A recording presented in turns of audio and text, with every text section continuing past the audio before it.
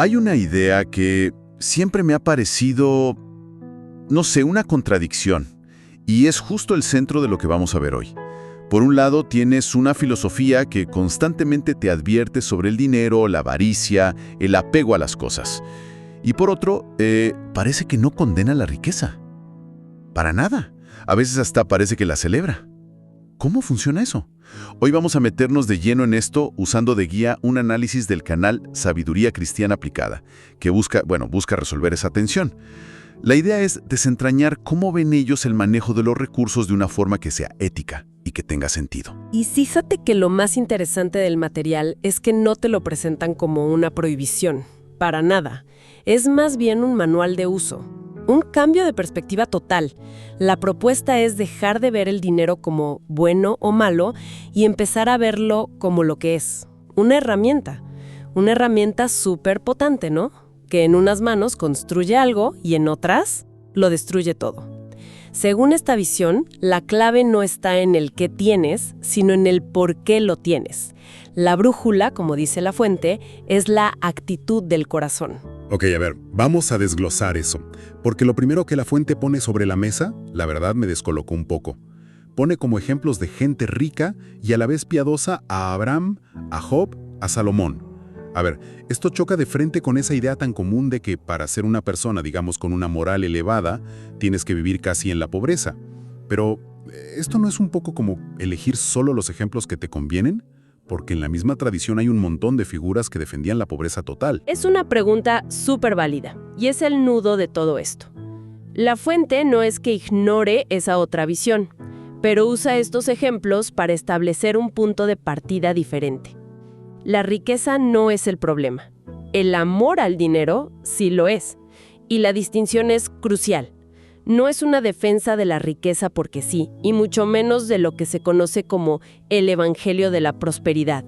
Eso de que si tienes fe te harás rico. No, eso es una distorsión. El texto lo enfoca desde el carácter. Y aquí mete una cita que es la clave de todo.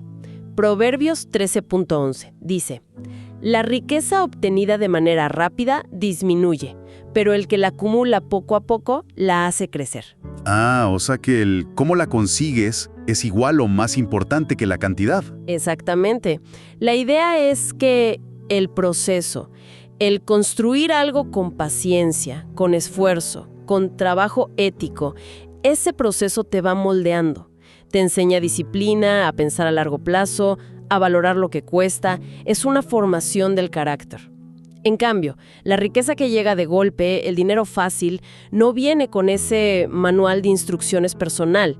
Es más fácil que te termine controlando.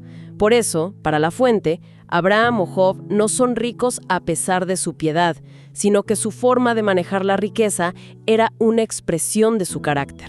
Y aquí es donde la cosa se pone de verdad interesante.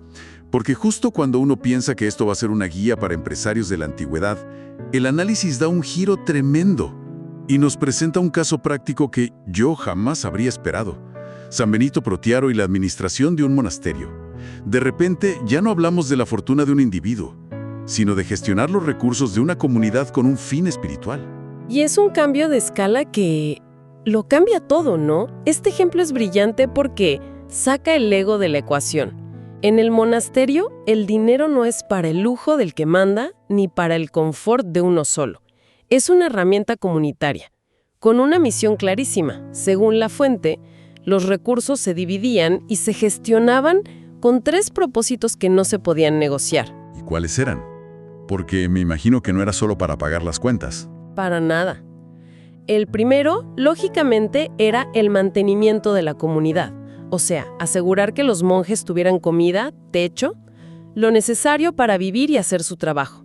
Lo básico. El segundo, la ayuda a los necesitados. Una parte importante de los ingresos iba a la caridad, a alimentar gente, a acoger al peregrino. Era su función social. Y el tercero, que a veces se nos olvida, era garantizar la estabilidad a futuro. No se lo gastaban todo. Ahorraban, invertían, reparaban los edificios. Pensaban en las generaciones que vendrían después. Me pregunto si ese modelo, el del monasterio, se puede aplicar hoy. Es que gestionar una comunidad con un propósito tan claro, tan compartido, parece muy distinto a, no sé, a manejar las finanzas de una familia o de una empresa. ¿La fuente logra conectar esos dos mundos o se queda en una anécdota histórica? Sí, sí los conecta, pero no como uno esperaría. No te dice, convierte tu empresa en un monasterio. Lo que hace es sacar los principios que hay detrás. El monasterio es como un laboratorio perfecto donde se ve que la riqueza es una bendición, solo si se maneja con 3 pilares: planificación, ética y una visión que va más allá del beneficio inmediato. Es lo opuesto a acumular por acumular. Y esos 3 pilares, según la fuente, se pueden traducir perfectamente a la vida moderna. Vale, entonces, pasemos de los monjes a nosotros, al siglo XXI. ¿Cómo se traduce todo esto en acciones concretas para alguien que nos escucha? Alguien que lidia con la hipoteca, con el súper. El análisis, entiendo, lo resume todo en 5 principios prácticos. Así es. Y el primero puede sonar a lo de siempre, pero el enfoque es distinto: planificación y orden financiero. El texto insiste mucho en que esto no es para millonarios, es para todos. Tener un presupuesto, saber en qué se te va la plata, tener metas de ahorro, no es solo contabilidad, es un acto de soberanía personal. Es pasar de ser una víctima de tus finanzas a ser el director. Es tomar el control. Da igual si son 10 pesos o 10 millones. Sin ese orden básico, todo lo demás se cae, porque vives apagando incendios. Entiendo. Es como el cimiento sobre el que construyes, ¿no? Y eso nos lleva al segundo principio: propósito y responsabilidad. Aquí la fuente dice que la riqueza pasa de ser un objetivo a ser un instrumento. Correcto. Y esto lo cambia todo. Piénsalo así. Es como tener el mejor martillo del mundo. Si no tienes un clavo que clavar o una casa que construir, el martillo es un adorno, un pisapapeles caro. El propósito es el para qué del dinero. La fuente lo plantea de esta forma: si tu propósito es solo tener más dinero, estás en un círculo vicioso. Pero si tu propósito es darle seguridad a mi familia, educar a mis hijos o apoyar una causa en la que creo, entonces cada decisión financiera cobra un sentido mucho más grande. La responsabilidad es darte cuenta de que esa herramienta tiene un impacto, para bien o para mal. O sea que lo que propone la fuente no es una guía de finanzas, sino una especie de sistema operativo para la vida. Y el dinero es solo la memoria RAM que ejecuta las aplicaciones de tu propósito. Si no tienes un propósito claro, la RAM no tiene nada que ejecutar y solo consume energía. Esa analogía es perfecta. Absolutamente. Y ese sistema operativo nos lleva al tercer principio, que es una combinación interesante: generosidad y protección familiar. La gente a veces ve esto como 2 cosas opuestas: o doy a los demás o guardo para los míos. Claro, es el dilema clásico. Mis hijos necesitan algo, pero una ONG tiene una emergencia. ¿Cómo decides? ¿La fuente te da alguna pista de dónde está la línea? La fuente no lo plantea como una línea, sino como círculos de responsabilidad, círculos concéntricos.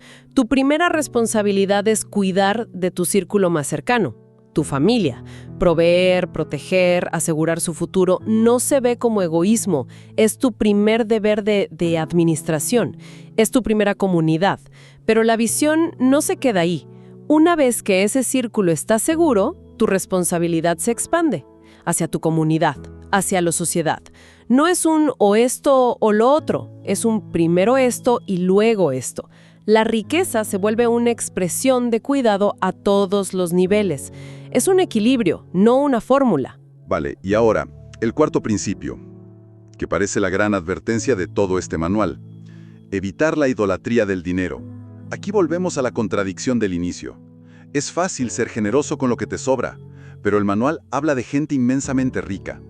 ¿No hay un punto en el que la simple acumulación, por buena que sea la intención, se vuelve un problema en un mundo con tanta necesidad? Esa es la pregunta del millón, y el texto la aborda de una forma muy interna, personal.